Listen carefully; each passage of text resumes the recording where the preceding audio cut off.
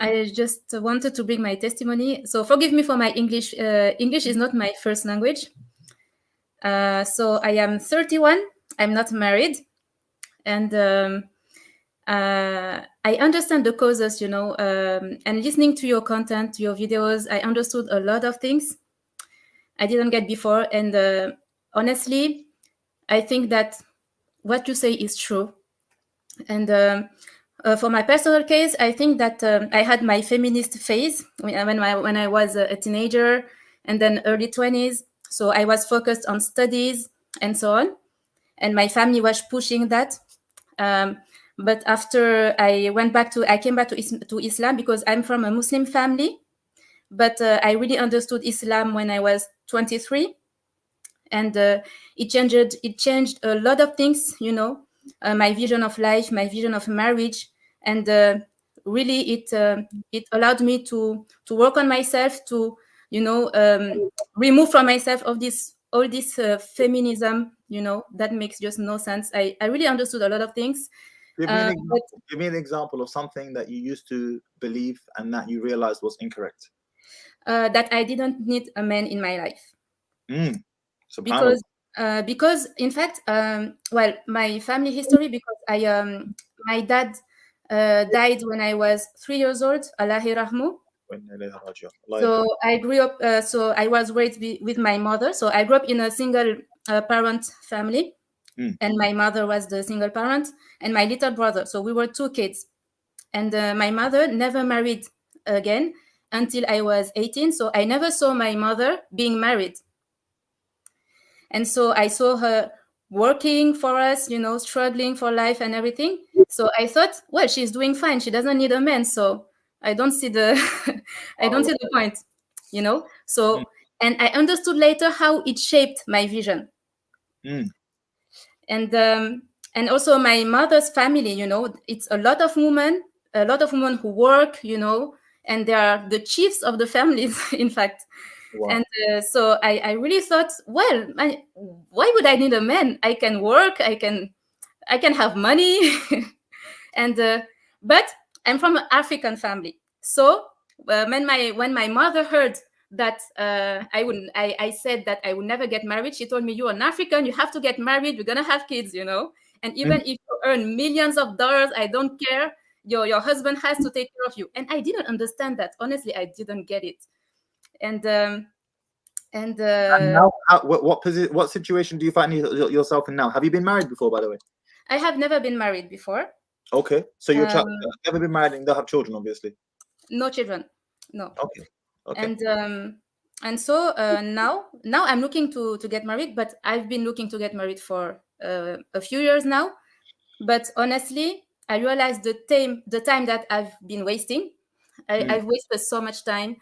And also, what has been the number one reason that, in your opinion, that has prevented you from being able to successfully find a husband so far? Because you mentioned you've wasted time. What would be the number one reason, in your opinion? I had a lot of fears. Talk to me about that, because I was speaking about that at the beginning of this stream. Fears like what? Fears like trusting a man. Because I never had a man taking care of me. My father died early when I was only 3 years old. And even in my family, I never saw a man taking care of anything, So I don't know what it is, the relationship with a man, just having the love of a man who takes care of you, who cares about you, who makes sure that everything is fine for you. I never knew that. So to me, it was strange. How would that inhibit your ability to, potentially connect with another man? Would you, for example, blow him off? Would you just cut contact suddenly? What was the physical manifestation of this fear? I would do that. Ghosting, I would, someone would introduce me to a potential suitor, but suddenly I would get an anxiety. I don't know where it comes from. And I would just, when I felt that this man was interested in me and it could potentially work, I would sabotage it. I would, and I didn't know why. Honestly, I didn't know why.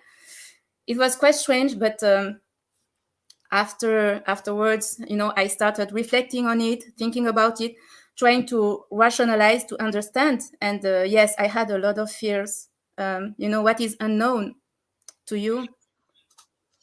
This It's this this business of fears, I spoke about it at the beginning of the stream, and I'll repeat it again because look, guys, you can see first-hand example. I have brothers, who their previous experiences have caused given birth to certain fears, and as a result of that, it has inhibited their ability to take women seriously without blowing it off quickly.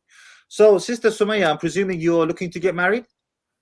yes, Well, seeing as we're inshallah. turning the stream into Bismillah, mashallah, Muslim matrimonial service, where can the brothers get hold of you if they want to be able to pursue a conversation with you? Okay, I live in France. Tamam. And just today, one of my mentors, he told me that he had a brother he wanted to introduce me. So I'm on a project from Okay, since today. Um, I respect that. I respect that. so I'll tell you why. Because sisters, when you are in communication with a brother, do it one at a time. Because if you start courting multiple brothers at the same time, you're going to get confused. Your heart's going to be pulled in multiple different directions. Not to mention, if any one of those brothers find out that you are talking to other brothers at the same time, he's going to blow you off. yes, This is going to affect his masculine pride deeply. Do men mhm, do this? Yes, we're not the same. We can. We are built for that. Polygyny. We can marry you. Never mind talk to you. We can have multiple wives at the same time. Okay, but to you sisters, you're not built for that. Deal with one brother at a time. If it doesn't work out with this one, no problem.